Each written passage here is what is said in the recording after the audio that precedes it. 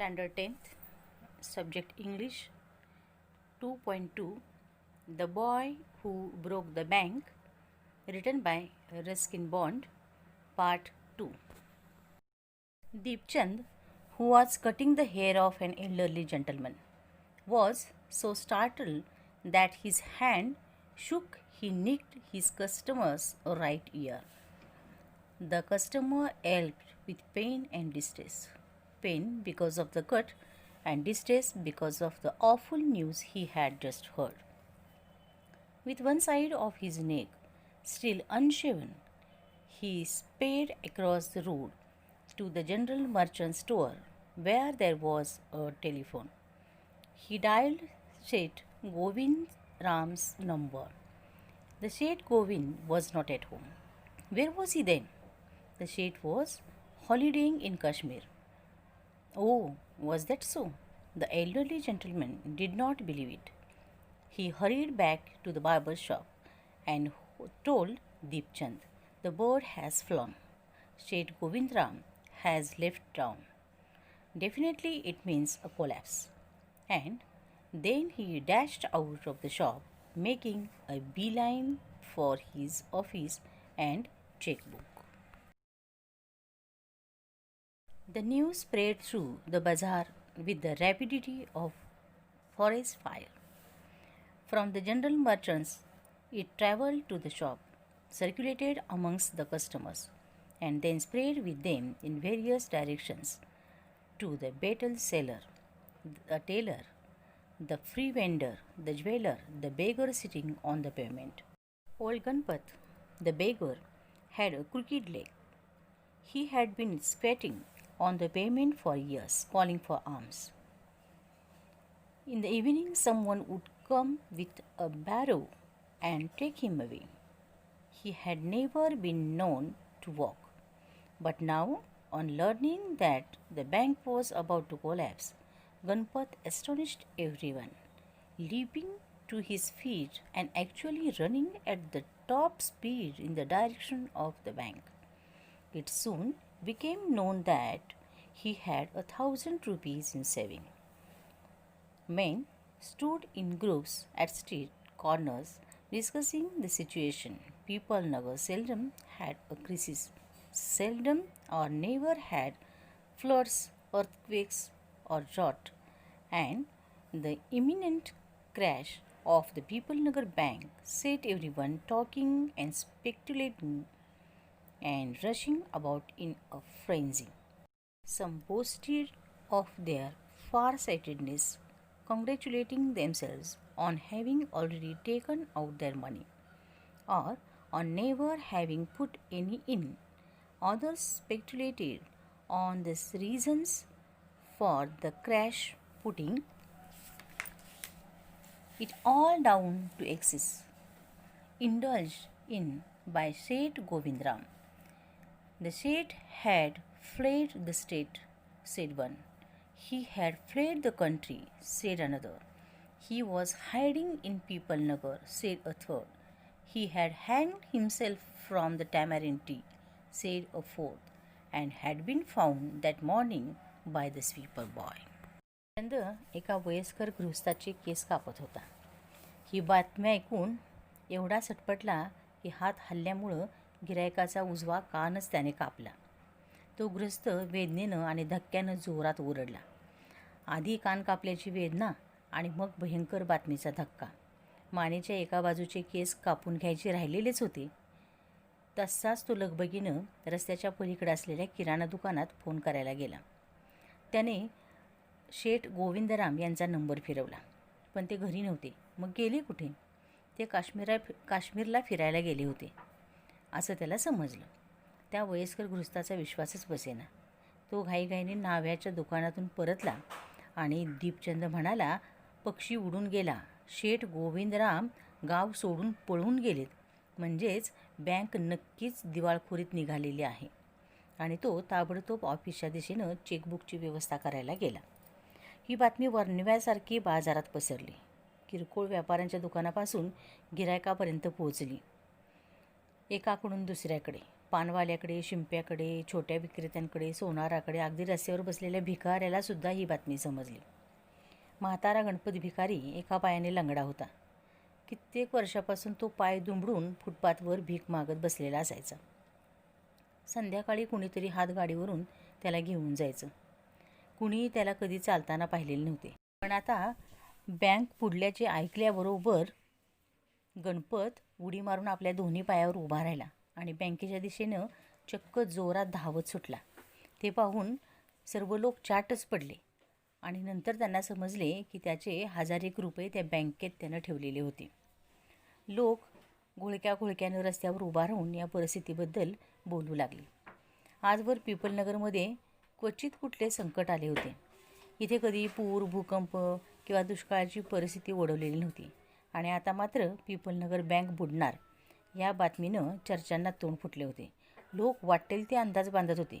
सैरभैर झाल्यासारखे वागत होते. काही जण आपले पैसे आपण वेळेत कसे काढून घेतले असे म्हणून आपल्या दूरदृष्टीबद्दल स्वतःचीच पाठ थोपटून घेत होते. तर काही जण बँकेत पैसेच ठेवले नसल्यामुळे खुश होते.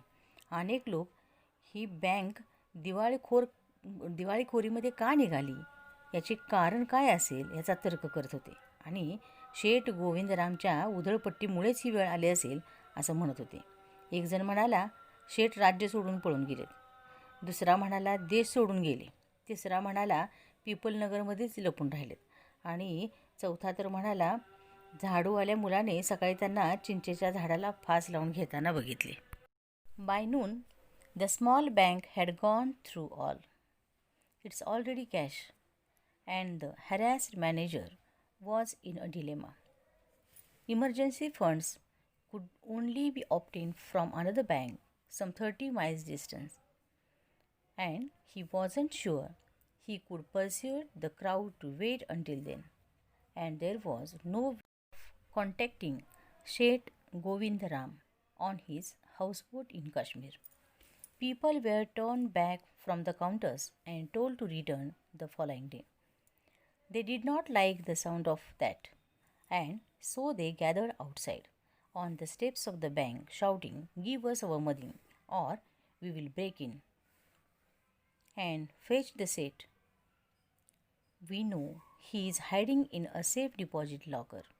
Mischief makers who didn't have a paisa in the bank joined the crowd and aggravated their mood. The manager stood at the door and tried to placate them. He declared that the bank had plenty of money but no immediate means of collecting it. He urged them to go home and come back the next day. "We want it now," chanted some of the crowd. "Now, now, now." And a brick hurtled through the air and crashed through the plate glass window of the Pipalnagar Bank. Nathu arrived next morning to sweep the steps of the bank. He saw the refuse and the broke glass and the stones cluttering the steps. Raising his hands in a gesture of horror and disgust, he cried, "Hooligans, son of donkeys, as though it isn't bad enough to be paid late. It seems my work has also to be increased." He smote the steps with his broom, scattering the refuse. "Good morning, Nathu," said the washerman's boy, getting down from his bicycle. "Are you ready to take up a new job from the first of the next month? You will have to, I suppose, now that the bank is going out of business." "Who's that?" said Nathu. "Haven't you heard? Well, you'd better wait here until half the population of Pipalnagar arrives to claim their money." And he waved cheerfully.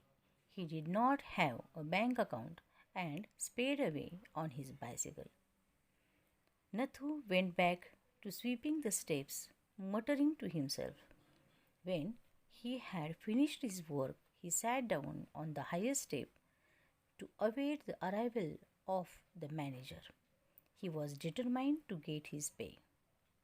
Who'd have thought the bank would collapse? he said to himself, and looked thoughtfully into the distance. I wonder how it could have happened. दुपारपर्यंत त्या एवढ्याशा बँकेला त्यातल्या रोख रकमेला असंख्य गोष्टींना तोंड द्यावे लागत होते. बिचारा बँकेचा व्यवस्थापक द्विधा मनस्थितीत होता. त्याला शेठ गोविंदरामांना काश्मीरमधल्या हाऊसबोटीवर कोणत्याही प्रकारे संपर्क करणं शक्य नव्हतं. लोकांना दुसऱ्या दिवशी यायला सांगून काउंटरवरून परत पाठवले जाऊ लागले. ही गोष्ट त्यांच्या पचनी पडली नाही.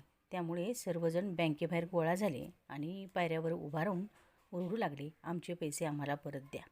शेठला पकडा. ते सेठ डिपॉझिट लॉकरमध्ये लपून बसलेले आहेत. ज्यांचा एकही पैसा बँकेत नव्हता असेही काही टवाळखोर लोक त्या गर्दीत सामील झाले आणि त्या जमावाला भुडकू लागले. व्यवस्थापक दारात येऊन सर्वांना शांत करण्याचा प्रयत्न करू लागला. बँकेत भरपूर पैसे आहेत, पण तो ताबडतोब उपलब्ध करू शकत नाही. तुम्ही घरी जा आणि दुसऱ्या दिवशी या, असे त्याने सर्वांना विनंती केली. पण कोणी काही ऐकायला तयार नाही.